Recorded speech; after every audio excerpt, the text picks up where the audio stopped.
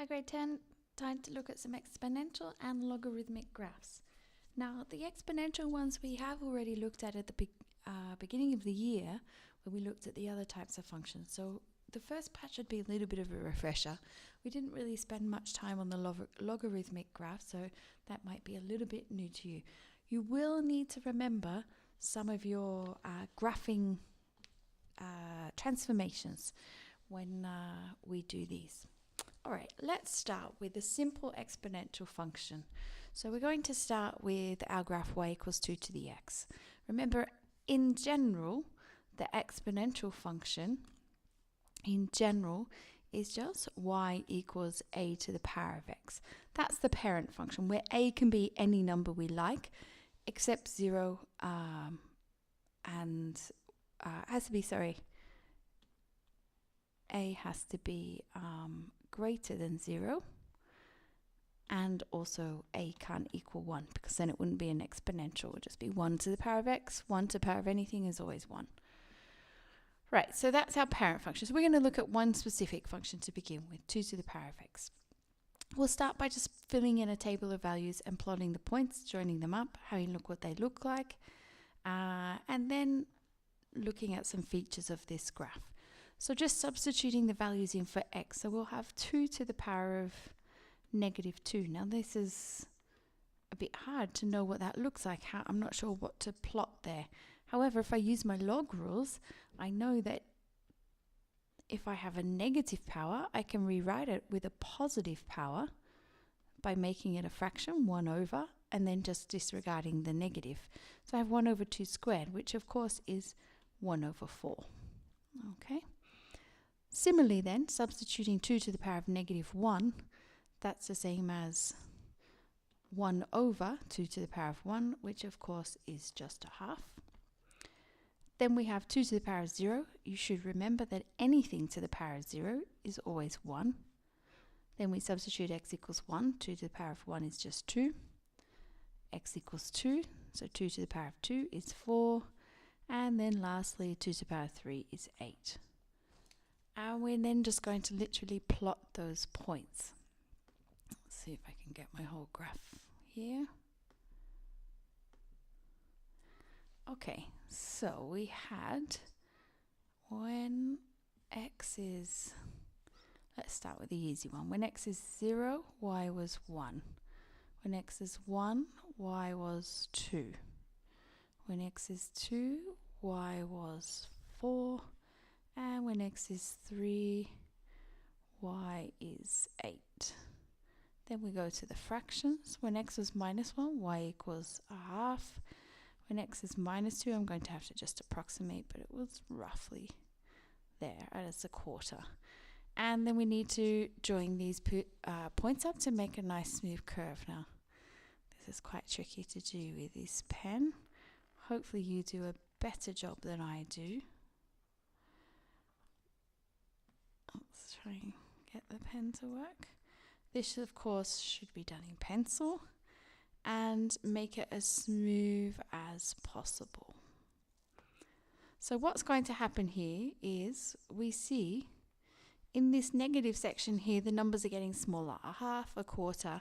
Hopefully you could predict if when x is minus 3, then it would be 1/8. When x is minus 4, it would be 1/16. So this curve, this part of the curve here, is getting closer and closer to this x-axis. But it will never touch it. Never cross it, never touch it. There is no number that we can raise 2 to the power of that will give us an answer of 0. So it will always get super, super close to 0, but never give us an answer of 0. Now in the positive direction, we can see these numbers are getting bigger and bigger. And that will then just continue as x gets bigger, so do the y values. So this is just going to go on infinitely in the positive direction.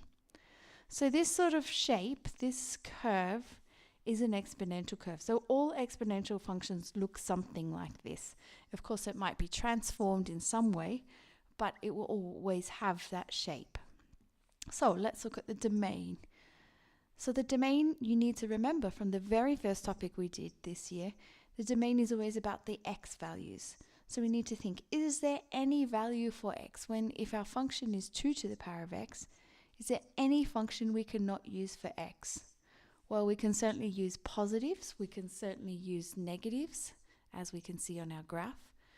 We could use fractions if we wanted to. We can see, for example, when x is a half, there is definitely a y value there.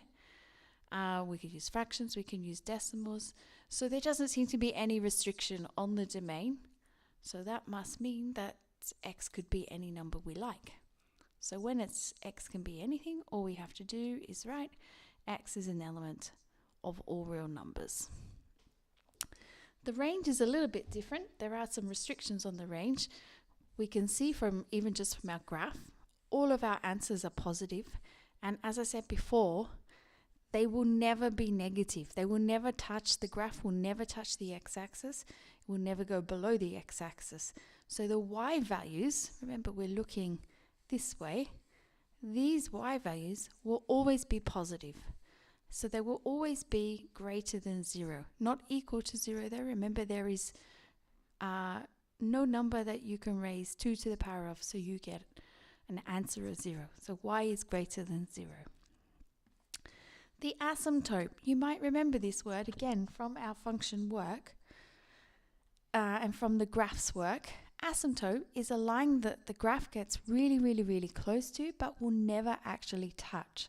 So we've already said that y will never be 0. It will never cross this x-axis. So in this case, the x-axis is the asymptote.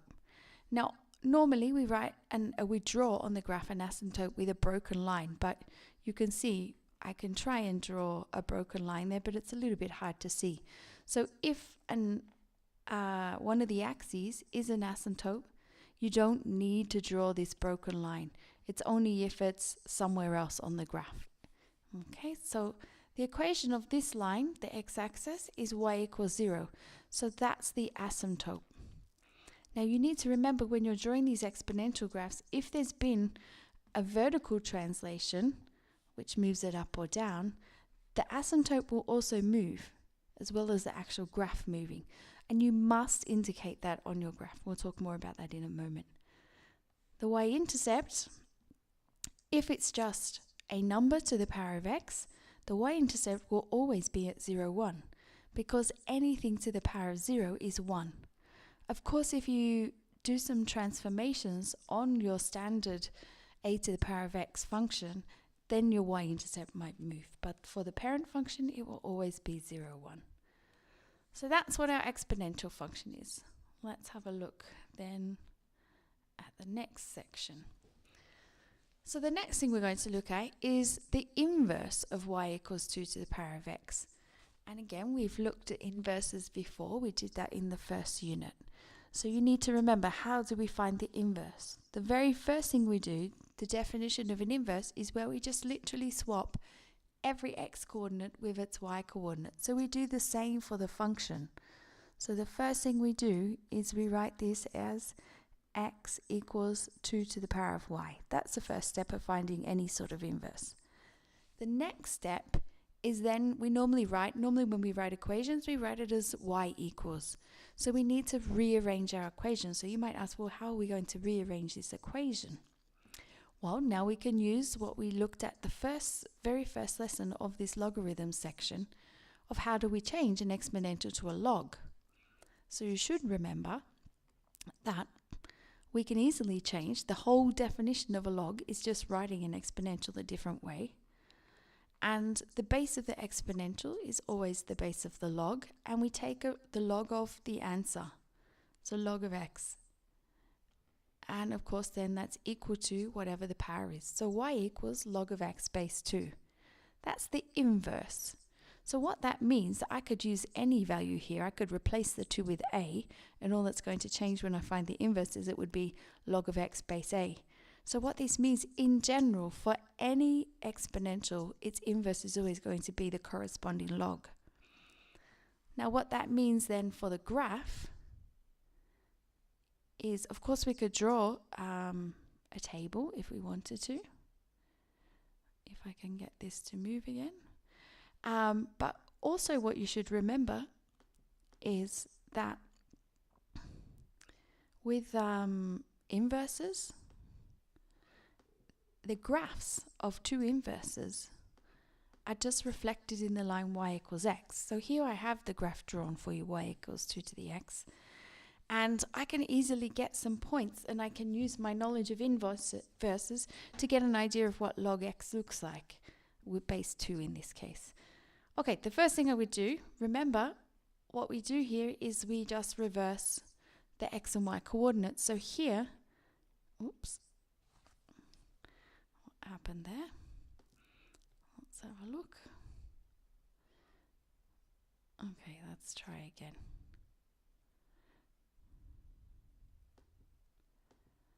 So here we can see, if we try again, our y coordinate, our y-intercept is the point 0, 1. Now remember, when we're finding inverses, we literally just swap the x and y coordinate. So now, because it's the y coordinate on the original graph, y equals 2 to the x, if we swap the points, that will then be the point 1, 0. So on the inverse graph, the y coordinate here becomes the x coordinate, because that's the whole definition of inverses. The other thing we can use is we can use this idea of the fact that the asymptote is the x-axis. Now this is for the original graph. Everything gets swapped, remember. All x's get swapped with the y's. So now for our inverse, if I draw, remember normally we don't need to draw a dotted line on the axis, but because on the original graph the asymptote is the x-axis, what happens with the inverse is that the y-axis becomes the asymptote. So now our graph gets really, really close to this line, but it will never touch it, and it will never cross it. So we know it can't go past the x-axis. So I know it's going to get very, very close. It's going to come down here and get very close to that line. Now I probably need one more point. I can use the idea that this line y equals x is a mirror. So I can see, okay, if I see here, it's getting close to this line. It's got to also get close to this now, the y-axis. And also I can see here, if I use this effect of the mirror, it's going up like that on the original graph. So I know it's got to, remember the line y equals x is a mirror. It's got to go something like this. But you always need to have at least 2 points here to get at least the steepness of the curve correct. So what I can do is I can find another point. So I can see on the graph, and you can use any point that you can easily read off. I'm going to use this point. So I can see on the graph y equals 2 to the x, I have the point 2, 4. Because when x is 2, 2 to the power of 2 is 4 anyway. And then on the inverse, just swap those two around. Swap the x and y, so it becomes the point 4, 2. So I know that point must be on the inverse. Now I can just it's just a sketch. So now I can just get an idea of what this looks like. And it should be a smooth curve, of course, like the original graph. If I start with this asymptote, I know it's going to get very, very close eventually. Even though it looks like it touches here, it actually doesn't. It's just because it's such a small distance, it's hard for the software to show that. So if we could zoom in on that, this is just a screenshot, but if we could zoom in, we'd see there's actually a gap there. So I know it gets very, very close to this line, but never touches. But then this way, it's going to deviate away from the line y equals x. So I know it's going to look something like that. So then this is the graph of y equals log x base 2. And as I said, the base actually, it doesn't matter. It's more, the only thing it does is affect the steepness, but the shape is always the same regardless of the base. And the y-intercept is, the x-intercept is the same. The y-axis is always an asymptote. Okay, so hopefully that was of some help. In the next second part of this video, we will look at the logarithmic, some questions with the logarithmics and exponential graphs.